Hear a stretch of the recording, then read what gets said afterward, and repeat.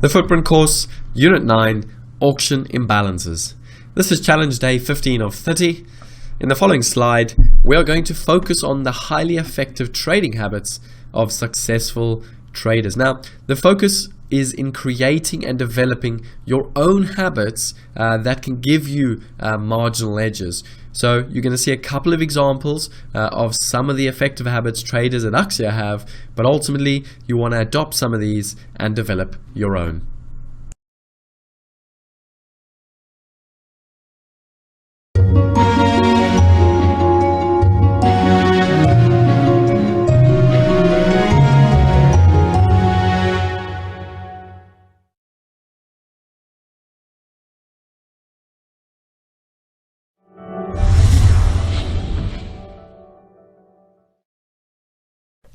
The first one, obsessive morning routine, right? The most successful traders, not just at Nciip, but across the city of London, they have this obsessive morning routine, okay? By obsessive, I mean they are there, pinpoint the exact same time, Monday to Friday.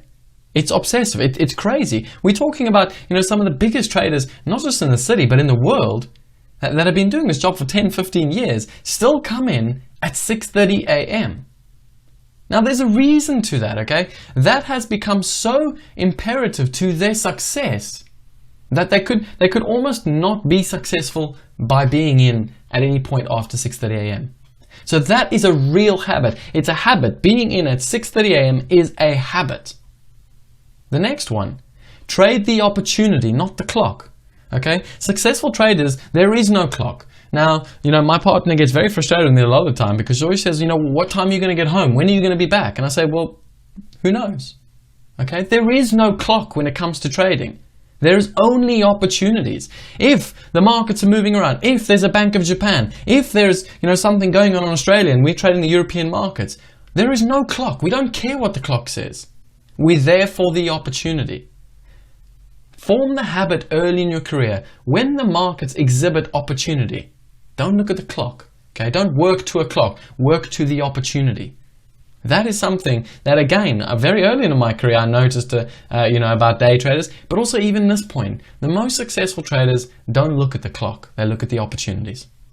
Healthy diet, healthy lifestyle, healthy mind. Okay, it's no secret. You come onto our trading floor and you look what guys are eating for breakfast, you look what they're eating for lunch. Okay, I can guarantee you it's not high sugar diets, right? It's not processed diets. Most of the time, even the guy behind me, it's incredible the things he eats. We're talking salmon and spinach for breakfast, and then we're talking, all sorts of crazy, nutritious, healthy food that he's taking on. Why? Because at the end of the day, if you've got to sit there for 10, 12 hours and focus and perform at the peak, you have to have a healthy diet. Right? Healthy lifestyle. Traders don't go out drinking during the week. Okay, these Twitter pictures that people sitting on a beach drinking a beer, trading off a laptop, that is absolute bullshit, guys. I really hope you know it's absolute rubbish. Okay, a healthy lifestyle is being at the desk, being healthy, making sure you got a maximum amount of sleep, that you're mentally always focused, mentally always strong. Okay, regular exercise. On any given day, most of our traders will be forming some form of exercise, whether that's cycling to and from work, whether that's doing yoga on Wednesdays that we do regularly at Nciip as a team, whether that's, doing half Ironman training, whether that's doing jiu-jitsu, whether that's doing kickboxing, whether that's doing, we've got all sorts of guys doing all sorts of exercise. And a lot of the time, guess what? They're doing it together. Why? Because they're pushing each other, because they know that regular exercise is a habit they have to have. Otherwise, their performance sinks. Then, top of the hour trading. Again, something I learned very early in my career. Any trader you ask them that has made some degree of success as a day trader in the industry will tell you they're always at their desk at the top of the hour as best as possible.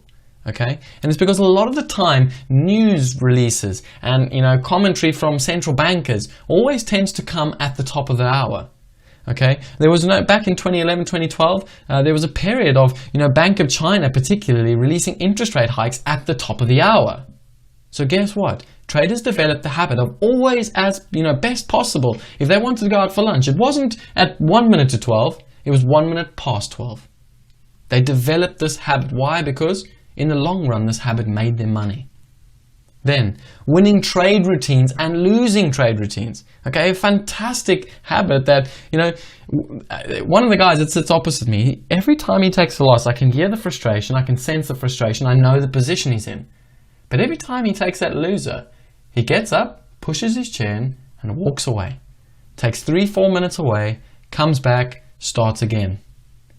It's a fantastic trade routine that he's developed for himself that works for him.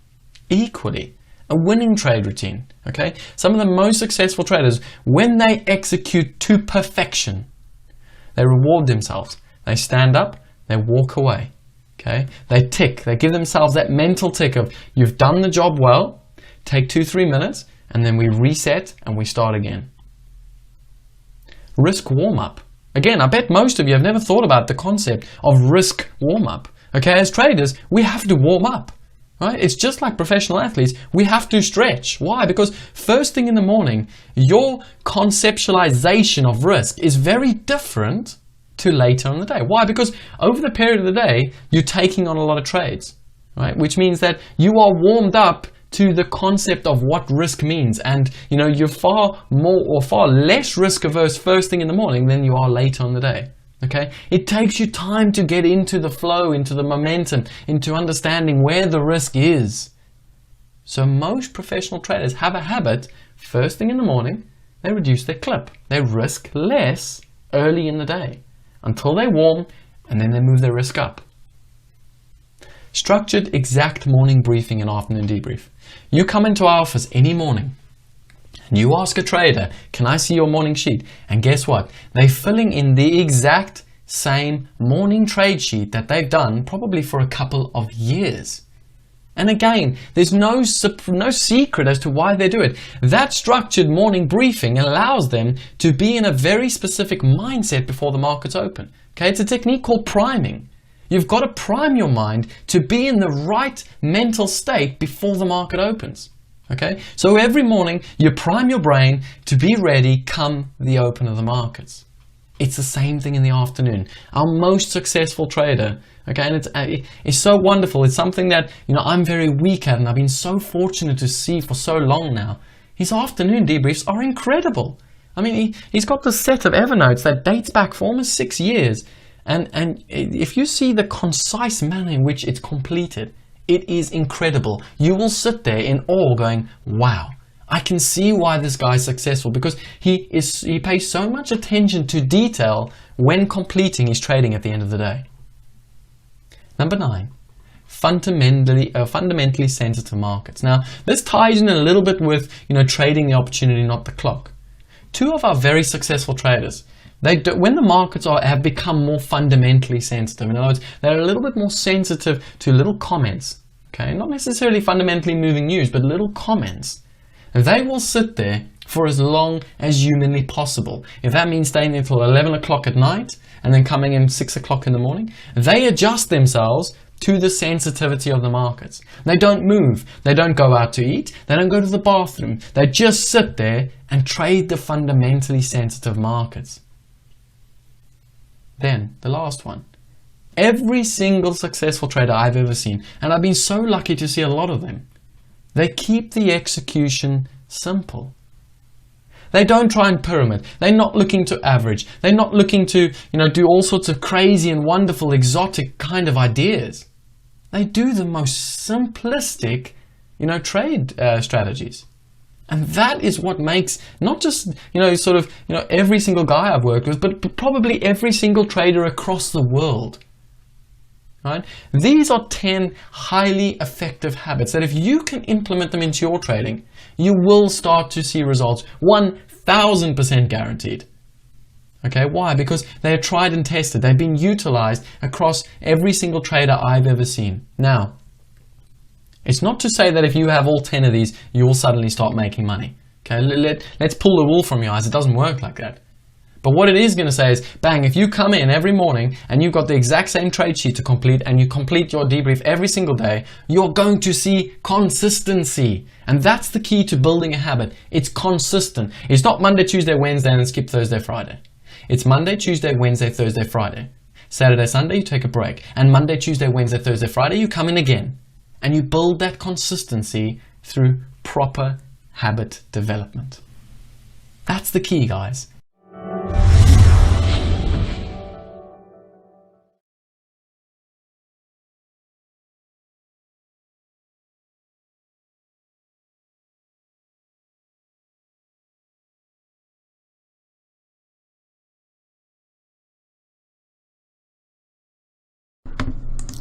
So this is then obviously the second of our momentum-based strategies.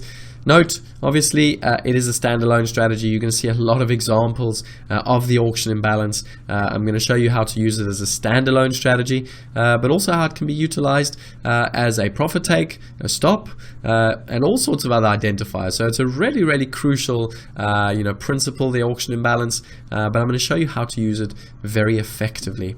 This is obviously one of my more favored parts of the footprint tool. It's something that really, really does, make the footprint tool extremely valuable. Now note, obviously, in terms of the execution style, we will be adopting predominantly a passive execution style.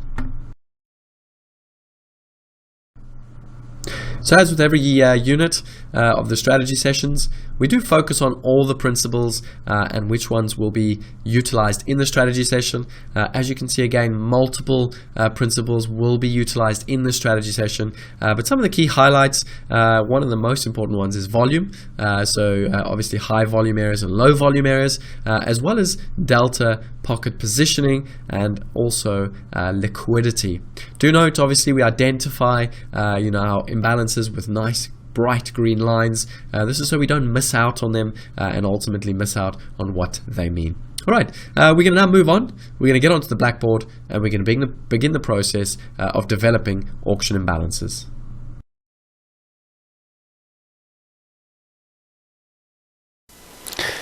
So the imbalance auctions are hands down my favorite of all the principles and strategies with the footprint. It's probably also the most commonly known. If you go and type in maybe YouTube, you might just find one or two videos about auction imbalances. But for me, the reason I really, really like auction imbalances is not just the strategy focus, but more the principle of auction imbalances. In other words, what it means. Okay. Now, what I mean by this is that sometimes as traders we get so focused on a strategy and a market doing something that we almost ignore all the other information coming towards us, and that's where the strategy can be so wonderful, because auction imbalances are giving us very vital information from the market. Now, like I said to you in the last strategy session, trading is not just about having your subjective ideas and executing them. All right, it's about having the fact-based observations from the market and executing upon those. Now, auction imbalances will not only provide a strategy-based opportunity, but it'll also allow you sometimes to maybe take profits on another strategy, or it might allow you to put a stop in place on another strategy you might have. So you're going to use auction imbalances not just with a strategy, but you're going to use them in initiative drives. You're going to use them in breakout trading. You're going to use this principle throughout, and that's why, hands down, this is probably one of the most important and my favorite of the trade strategies. Now, before I go any further, I'm actually going to spend a bit of time explaining exactly what an imbalance is. Okay, I need to get this principle across very well. It might not have come across that well within Unit 3, so I'm going to draw it out for you. And I'm going to start off by going, and I'm going to illustrate the market came down, and then it started to reverse. Now, we're going to pay close attention to this little area, and I'm going to draw 5 prices. Okay, and we're going to call these prices 60, 61, 62, 63, and 64. And we're going to call this 6 times 50. Okay, let's say this is, for example, the oil market. Okay, and we're going to call this 200 by 90. And we're going to call this 250 by 100. And we're going to call this 400 by 100, and then we're going to call this 600 by 400. Okay, so what you can see there is just a basic footprint tool. Now, what I want you to observe, okay, is what exactly an imbalance is. Okay, now imbalances we always observe diagonally. Okay, so when prices are going up, we observe them in that direction. When prices are going down, we observe them in that direction. Now, an imbalance is nothing other than a really big degree of variance in the volume traded between two prices. Okay, so if we highlight maybe these two prices, we can see 6 by 200. Okay, so that discrepancy of 194 lots is what we call an imbalance. Now remember, the footprint is nothing other than a tool to show us the interaction between buyers and sellers. So when the interaction shifts, when the nature of how buyers and sellers are interacting shifts and changes, that provides clues, but also opportunities. Okay, and ultimately, that's what the markets are about. The markets, in theory, spend most of their time in sideways motion, and then every now and again they trend and auction. So it's about knowing when these imbalances are in play, so that we can ultimately go with the flow of the market. Equally, if you're someone that likes to go counter the market, you always need to be aware of these imbalances, because again, you never want to go against a market when there is an imbalance. Why? Because the very nature of an imbalance is that there is a lot more strength, from one side, whether it's the buyer or the seller. Okay, so the imbalances, I'm going to draw them out for you. We can see this imbalance is 194. We can see this imbalance is 160. This imbalance is 300. And this imbalance is 500. So the imbalance is nothing more than the difference between the contracts traded on the best offer versus the best bid. Now, if you want a further explanation of why this is important, you need to think a little bit about a price ladder. Okay, so the market's come down and it's come to this price point 60. Now, off of this price point 60, we've suddenly seen a really big imbalance in the market. The nature of the price action has shifted very, very aggressively. Okay, and this is how it shifted. In other words, buyers have bought 194 more contracts at the best offer versus sellers. In this instance, buyers have bought 160 contracts more than the sellers at the best offer. Buyers have bought 300 more at the best offer versus 100 at the best bid, and buyers have bought 500 contracts more than the sellers at the best offer. Okay, so in other words, it's showing us that buyers have become very intentional to lift higher prices. Okay, now what it also means is that ultimately there are sellers offering up those in prices, and this is key to understand. Not just is the imbalance important, i.e. very strong buying, but equally, if this becomes very dark and very red and there's a lot of absorption, that's telling us that not only are the buyers becoming aggressive, but equally there's potentially some sellers caught in the market. And that's one of the key principles we're going to focus on, which is high versus low imbalances. So low volume imbalances. Okay, as a general rule of thumb, make a note of this. Low volume imbalances will tend to reverse, okay, i.e. fill out the imbalance. High volume imbalances will tend to continue initially and later come and fill out. Okay, so that's the key thing. An imbalance is actually an anomaly. It's an anomaly within the auction process. For buyers to suddenly become this intentional and this aggressive, we always have to ask ourselves, why? Why have they become suddenly this aggressive? Okay, now let's move on to some of the variations, or in fact, let's move on to some of the key observations, before we actually get stuck into the principles of the strategy. Now, what I want to point out is, again, like I said to you in Unit 4, sorry, where I showed you how to set up an imbalance chart. The most important thing is that minimum difference. Okay, so if you go onto your settings, you can obviously set a minimum difference. For me, I tend to keep it at 0, and I'll explain to you now why. Okay, some people prefer to have some sort of a minimum difference. Otherwise, very simply put, if you had, let's just say, an example like 0 and 10, and you had your imbalance set to whatever, 2, 3, 4, 500%, it's going to always show an imbalance there. Okay, so for me, sometimes it's good to maybe have some sort of a minimum difference. Maybe if you had 10 contracts as the minimum difference, therefore, if you had something like 0 and 40, obviously it'll discount the first 10, which means the imbalance is only 30. And if you had this obviously set to whatever percentage, it'll still show up as an imbalance. Okay, but having that minimum difference might just get rid of a bit of the noise. Now, the reason I don't like to have a minimum difference is because I want to see when there are low volume imbalances and when there are high volume imbalances. Okay, so That's the first thing. Again, those differences solely market dependent, guys. I don't want to say 10 for oil, 20 for spews, because again, then you're going to move away from learning principles. You're going to try and adopt the exact same, sort of process that I have, and it's not going to benefit you in the long run. I think one of the things we spent a lot of time with, earlier on in this unit was the concept of habit building, and ultimately, if I was to be very crucially honest with you guys, anyone can become a trader. Anyone can be successful at trading, right? There's this fallacy that traders have something unique, something special. They don't. Traders are just very habitual by nature, and by habit, we don't just always mean get up at 5 o'clock, eat breakfast at 7:30. Yes, okay, those are habits, but also habits in their processes. Okay, so they adopt the same processes every day, which is why ultimately, after every single strategy session, what am I getting you to do? I'm getting you to complete the template. Okay, I'm getting you to learn a very, very habitual process of templating. Okay, if you do this over time, you're going to develop a very strong habit and ultimately some very good consistency. Now, before I move on, I mentioned something about a principle-based approach, okay?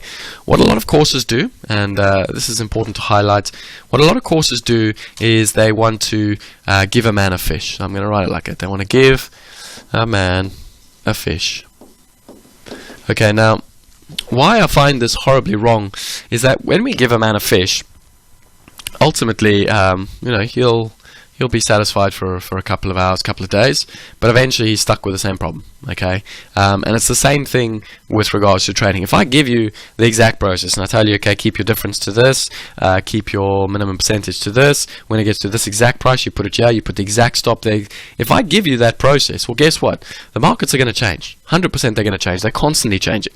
Okay, if you're not aware that markets constantly shift and adjust, then you're not observing them enough. So the whole point is that I don't want to give you a fish. I want to give you a fishing rod.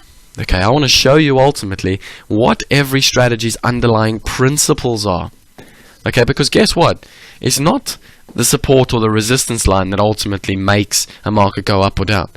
It's the underlying principles around that support and resistance that make the market go up and down. Example, initiative makes the market go up aggressively. Responsive shows us a high amount of liquidity being utilized. Balanced markets tend to struggle to break out. Imbalanced markets show us good breakout opportunities. Now, knowing these basic principles, ultimately, not only can you adopt the strategies I'm showing you, but you can ultimately then learn to catch your own fish. And that's the purpose of this course. The purpose is for me to teach you the principles, give you a habitual process to learning and adopting those principles every single day, in hope that not only do you adopt my strategies, but learn your own. Okay, let's get into that now. Let's talk about those principles that you're going to find within the auction imbalance. Okay, so strong and weak auction process. Now, again, I think best way to start is to just draw a little bit of an imbalance again. So let's go 10 and 100. I'm just going to draw the top ones here, guys. 20. I'm going to make it really almost silly. 30 and 100 and 40. Okay, so we can see obviously the imbalances. Oh, let's go back. So you guys can see the imbalances there. I don't want to spend too much time drawing out imbalances. Okay, so alright, so there are imbalances. Now, ultimately, the first thing to interpret is a strong and weak auction process. So, in theory, okay, an auction imbalance is, in theory, is a strong auction process. Okay, however, and this is the most important thing to understanding the strategy, it's only a strong auction process if the imbalance is lifting dark colors. Okay, this is the real key. So if you have some real dark colors as the imbalance is created, you're getting some real dark shades and dark shades and dark shades as we go up, right? In other words, real offers are being lifted, the buyer is being that aggressive and he's lifting very high amounts of volume. That sort of imbalance shows us a strong auction process. Now the counter or the flip of that is a weak auction process, i.e. where we have an imbalance, but for instance maybe it's only 20 by 70. Okay, in other words, it's low amounts of volume, or 1 by 6, or again 20 by 140. Okay, this is a far more weaker auction process than, say, for example, we had much higher numbers. You have 200, 200, 300. Okay, I will show you examples in a bit, but just understand that basic premise. A strong auction, we're lifting high amounts of volume as we going in the diagonal way, of course. And a weak auction, again diagonally, but we're lifting very small amounts on the offer. Now, the basic premise, the rule of thumb, a strong auction won't always reverse straight away. Okay, it's likely to continue. A weak auction will likely reverse. Now, where I learned this, actually, this strategy, was if you've been a German Bund trader for a long time, you'll notice that a lot of flipping comes into the market around about lunchtime, midday. Now, this flipping very often will look like a weak auction imbalance. So, if you want to learn to trade this, one of the best times to trade this in, say, for instance, the German Bunds is around the lunchtime. So, 11 o'clock to 1 o'clock in the European session. Okay, now, I'll go through the variances or the variations of the strategy in a minute, but let's just talk about some of the other principles. Now, imbalanced versus imbalanced markets, okay? So, imbalanced market, again, like I always say, a market that's out of balance, okay? So, i.e., we're trading relatively close to the previous day's extreme or even outside of the extreme on either side, okay? For me, you tend to see much stronger auction imbalances at those extreme points. I'd be far more cautious to fade those. But again, don't worry, I'm going to show you an exact strategy of how to fade, when to fade, why to fade. So, in an imbalanced market, we are likely to see more of these imbalances, whereas in a balanced market, where we're trading smack bang in the middle of the previous day's range, we are likely to see more weaker type imbalances, which, like I said, tend to reverse upon themselves. Now, note, I've mentioned the high and low volume. That is a key pivot, as you will see. Also the delta. Okay, so the two key metrics we're going to pay attention to are the volume and the delta, and obviously the shading. Okay, I think the shading is really, really important because that's going to show us the relative shift. And those are the three key metrics we're going to pay attention to when we get to the examples. Okay, we expect to see dark shading for strong auction imbalances, high volume for strong auction imbalances, and high relative delta. Why? Because we're lifting very big offers. And obviously the flip for weak auctions, we won't tend to see much dark shading. Volume will be relatively normal and muted, and the delta will hardly shift. Okay, now in terms of why this imbalance occurs, this is quite important. Okay, so sometimes an imbalance can occur because of stops. Okay, so maybe the market reaches a certain point and suddenly we get a stop out. Okay, now stop out imbalances do tend to fill out. Why? Because naturally when a market stops out, obviously it's stopping out simply because one order is trying to get out of the market. Okay, so those imbalances do tend to fill out. Another reason for imbalances is when we get some key fundamentals in the market. Again, these don't have to fill out. Why? Because those fundamentals can be particularly important. And the third reason we get imbalances is because of initiative in the market. And we will talk quite extensively about this strategy a little later on, but that's one of the third reasons why we tend to get this imbalance. Okay, obviously, as I mentioned with stops, sometimes we assume stops only occur at an extreme. They don't. Okay, stops can occur in the middle of a range if there's some positioning, like I showed you in one of the strategies earlier with the failed support and resistance. You can have an auction imbalance in the middle of the range. Equally, when we get onto the point of a delta unwind, you'll see again some stop outs in the middle of the range occurring. Okay, now those are predominantly the most important principles of ultimately the imbalance process. Now, let me show you what the variations are going to look like, and then we can start to develop a strategy approach. Now, so important, guys. Context matters a lot in terms of the trade strategy. Okay, it's so important that whenever you look at an imbalance and you identify it, that you put it into the context of where is it trading right now, why has it occurred, is it stops, is it just a fundamental piece of news, or is it just low volume? Okay, so make sure you always interpret the context behind why that imbalance is occurring in the first place. Now, the first thing to observe, like I said, is you can have a minimum difference. Okay, as explained, that's up to you. The second thing is the percentage. Okay, now this is the percentage to create an imbalance. In other words, between 100 contracts and 400 contracts, that will create an imbalance if I set it to 400% or bigger. Okay, now Again, this varies tremendously. Okay, there is no right or wrong in this. But what I would say is, don't go less than 200% for imbalances, and don't go more than 400%. Okay, the reason is if you go more than 400%, you could be missing out on a lot of information. If you go less than 200%, you could be including too much information. So the whole point of that setting is to, again, extract meaningful information, to only take out the information you ultimately want to know. Okay, so again, a lot of people always ask, should you have a separate chart? Okay, this depends.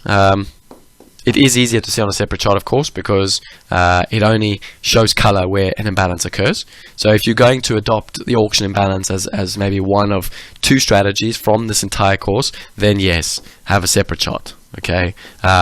Equally, if you just want to focus on imbalances, then have multiple separate charts of just an imbalance chart. If you're going to trade multiple strategies, you don't have the space, then by all means, you can have the same charts. You can have a rotation or a time-based. And as you'll see in the examples in the next couple of slides, I will show you that you can learn to identify imbalances simply by light and dark colors. Okay, so you're going to learn, your eyes are going to learn to adapt to what an imbalance looks like on the chart. Now, note, one of the most important things, and again, there is no exact answer here, but how many prices do you need for an imbalance? How many in a row? Okay, it all depends. Okay, I don't want you, this is why I teach you principles and I don't teach you exact science. Okay, it all depends. What I would say is that ideally, you want more than 3 prices. Okay, so you want 3 prices showing imbalance. Ideally, you want those 3 prices to be within a 4 price range. Okay, so what I'm saying is you could have an imbalance there, there, and there, and that's enough of an imbalance. 2 prices, okay, a little bit too shallow, probably not aggressive enough. 4 or 5 prices maybe being overly aggressive. Again, what I would say, the more important thing than the prices to focus on is what is physically being lifted here. Okay, what is the physical volume being traded? Is it high presentation of volume, or is it low? That's the real key to understanding imbalances. Okay, now, like I said, this is a great strategy to know because it's going to assist you with stops, targets, all sorts of other kinds of strategies that you're going to learn. So just do bear that in mind. And then note, obviously, one mistake people make, stops. Okay, stops are a form of imbalance. Okay, so we're going to say stops are equal to imbalances. Okay, it's a type of imbalance. But an imbalance, okay, doesn't equal a stop. Okay, so in other words, you can have an imbalance that's not created by a stop. Okay, but stops are all imbalances. Just something to be aware of. Now, let's go over the variations as well as the execution that you're going to need to adopt for this trade strategy. So the first variation is we get the initiative. Okay, the initiative comes in the form of our nice imbalance. Okay, and that's how I'm going to represent imbalances. So we get the imbalance, the market extends, it runs into liquidity, and once it finds the liquidity, it backs off. Now, the market is always going to try and test that imbalance. Now, what you want to do is you simply want to wait for the absorption. Note, this is the key. You want to see absorption in front of that imbalance before you execute. This is a mistake most people make. They simply just put a bid there. Now, the problem with that is that, again, if you recognize it as high or low volume, that's a good enough objective fact. However, you want to see the absorption first. Why? Because it's the absorption that tells us that initiative created in this imbalance still exists. In other words, the buyers were aggressive from this point to this point, and they're equally aggressive because they're still absorbing at higher prices. Okay? And we're just simply looking for a little bit of a rotational retest of the extremes. Now, in terms of targets, I'm not going to spend a great deal on this because the target depends on the context. If this is an imbalanced market on a breakout, we could be looking for continuation extension. If this is an imbalance in the middle of a balanced day, well then you could be looking to take profit for a couple of ticks. Okay? In terms of risks, it's very simple. We don't want to see that imbalance begin to fill out. Now, like I said to you in the previous strategy session, when imbalances do begin the process of filling out, be very cautious because they're likely to then spend quite a bit of time filling it out. And that's our second variation. So once the market then gets back below that absorption point, okay, we want to look for a short-term scalp, looking to target the bottom end of our imbalance zone. Okay, so what we're looking to do is we're looking to simply play within this sideways zone. Now again, this is where it's crucial. This strategy is going to work far better, i.e. number 2 and 3 is going to work far better in balanced markets versus, oh, that's supposed to say imbalanced. Okay, far better in balanced markets than in balanced markets. Okay, so if we're in a balanced market, we look to sell through that absorption low, target the low of the imbalance, and then cut and reverse on the low of the imbalance and trade it back up. Why? Because we know the process of an imbalanced market is to fill out the imbalance on both sides. Okay, so we're just simply using a principle, and we're adopting a strategy according to the principle. Let's go through it again. Step 1, we always trade in the direction of the imbalance. We wait for the absorption, and then we enter aggressively by buying the market. Target depends on the context. Once we take out that absorption zone, we look to be an aggressive seller, targeting the low end of the imbalance, where we cut and reverse and buy the market. Okay, now what we're going to do is we're going to go through a couple of examples, and then hopefully you'll get an idea of some of the what it looks like a little bit better on the footprint chart. So first example is the E-mini S&P 500. This is the 20th of December, and we can see this is in the afternoon session, and we can see our first little imbalance steps in here. So we're going to do a nice little square there. Imbalance comes in. Now remember what I said, it's all about the relative volume, okay, and the delta. So note the pickup in the delta on this rotation, very high. Okay, so we've got a very high imbalance. We even have zero print. So we have one imbalance, two imbalances. Okay, now when you get two imbalances, obviously it speaks for itself. It's even more aggressive. Okay, so we've got the high volume and we've got the high delta, and more importantly the high cumulative delta. Now when we see this imbalance, okay, we need to know which context it's in, where we're trading, balanced, imbalanced market, high or low volume. Now this is a high volume imbalance, so the first thing we're looking to do is trade once we get the absorption on the retest of the imbalance. So we can see we get the absorption, 1671. It ticks one tick lower. As soon as it goes bid, we want to be looking to be a buyer. Now obviously in this example we can see that the market does extend to the high. In terms of the stop, it's very simple. We would have placed the stop there, and we would have looked to try and buy again in our second imbalance zone. Okay, obviously the market held this imbalance zone and kept holding it whilst rotating. Okay, so that's our first example of an imbalance type strategy. Now let's look at another example. So this example now is a little bit different. Again, volume may be a little bit lighter. How do we know that? Well, look at the colors, guys. Look at the relative color. Okay. So what we can see is obviously the market creates an imbalance. Okay. High volume, high delta. Okay. So a really relatively efficient, or as we said, a high volume imbalance. Therefore, we are looking for the first retest. Note we're looking for the absorption. Okay, what do we see? Absorption. Now again, as I always say to you in terms of tips, you need to know what high absorption is. Okay, 41 contracts in the gold, 29 contracts, 32 is not absorption. Okay, 114, that is absorption. Okay, once it took that absorption, note the reaction. Okay, uneven, a little extension. Alright, obviously, look what happens once we come back. Okay, note this time, we get more absorption. Let me erase that. So we get more absorption before what happens? Before we get a little push to the other side, what does it come and test? The other side of the imbalance, and we ultimately then get the fill out process beginning. Okay, so in the second example, we would have been a buyer there, looking for obviously a cut and reverse somewhere around one of these two prices. We would have cut and reverse and traded it back towards the lower end of the imbalance, which is somewhere around there. Okay, and we can see that the market really gave us all three. It gave us the sell on the absorption. What was quite nice as well is, again, I always talk about clues, but note the imbalance here once that absorption occurred. Okay, so we got the absorption, bang, straight away. We get the imbalance 232, 41.85, 61.185. We got quite a strong imbalance. Okay, so another really good example of a high volume imbalance. And again, guys, you don't have to, you don't have to think a great deal. I mean, I know sometimes it's difficult to keep up with all the metrics of what's high volume, what's low volume, what's absorption, but that's what the footprint tool's for. It's got the colors. Okay, so we can see dark blue shows us high relative volume. So we know that imbalance is on high relative volume.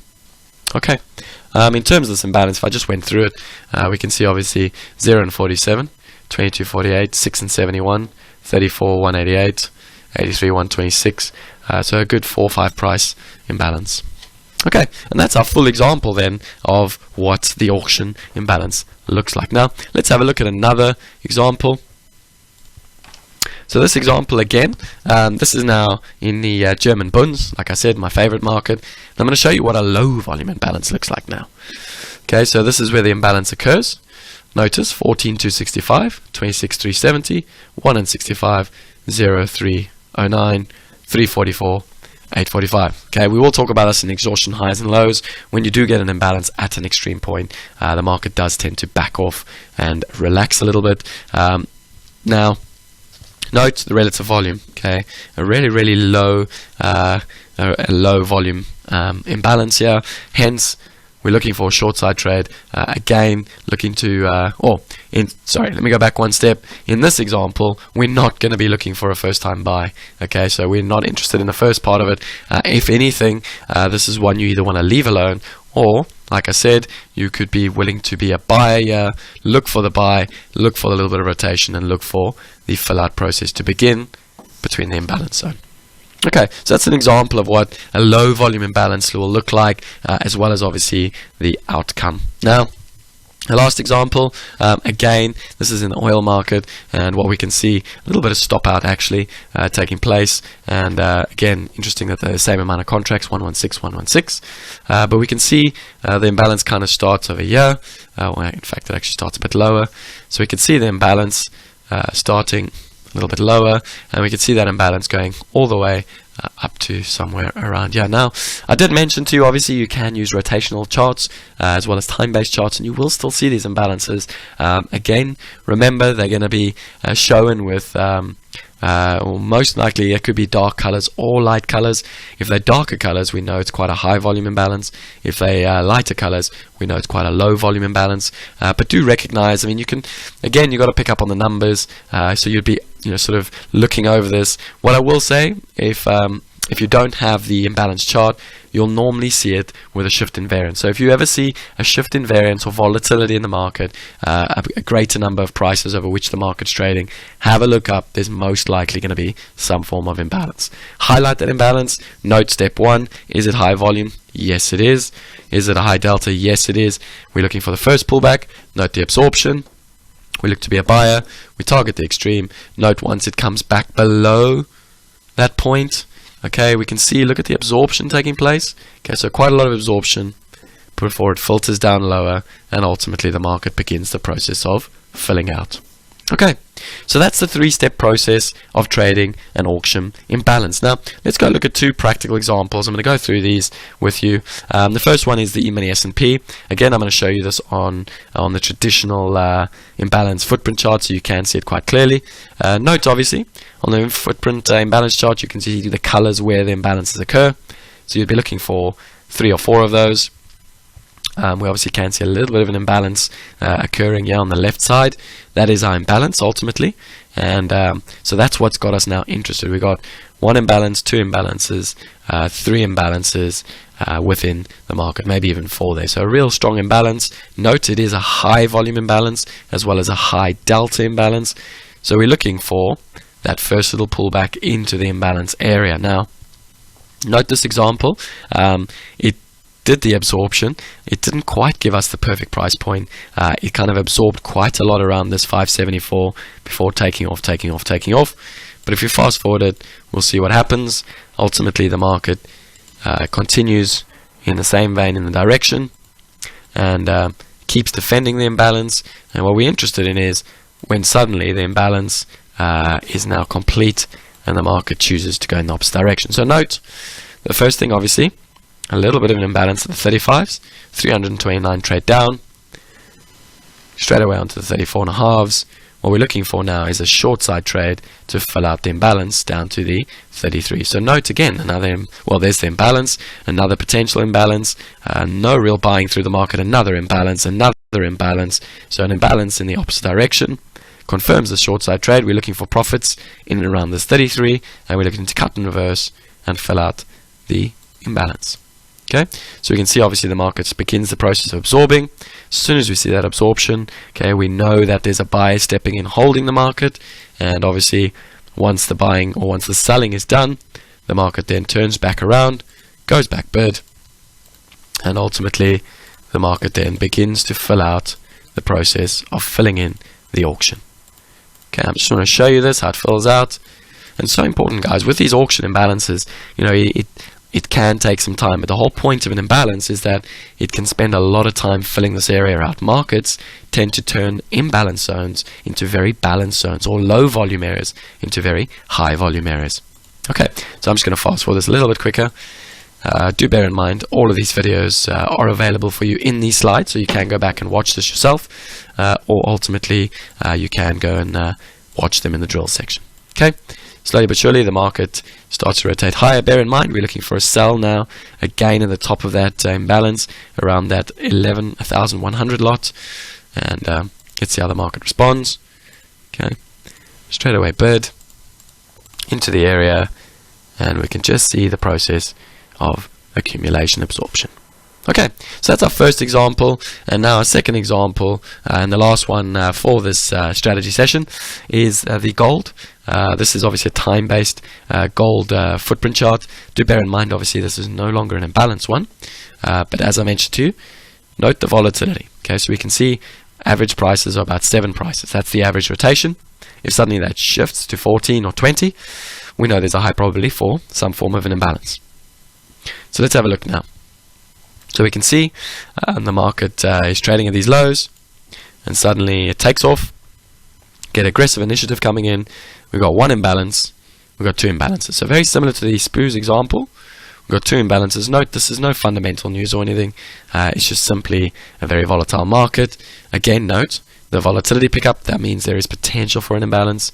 Now, what we're looking for is a retest ahead of the imbalance. So somewhere around that 67.4. 67.3. So let's fast forward this a little bit. So the market comes, after extending all the way up, comes all the way back.